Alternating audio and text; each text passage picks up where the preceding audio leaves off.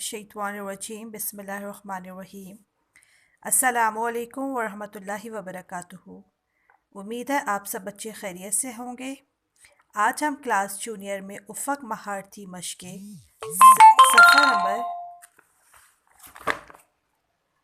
सफ़ा नंबर 61 करेंगे। आइए हिदायत पढ़ते हैं। नुक्ते से शुरू करें और हुर्फ लिखें। हमारे पास ये 3 हुर्फ दिए हुए हैं, रा, ज़ा, या। तो पहले हम नुक्ते पे अपनी पेंसिल रखेंगे और इसकी बनावट पढ़ेंगे। ऊपर से नीचे आए, तिरछा जाए, रा। अब हम ज़ा बनाएंगे, ऊपर से नीचे आए, तिरछा जाए, ऊपर एक नुक्ता लगाएं, सा।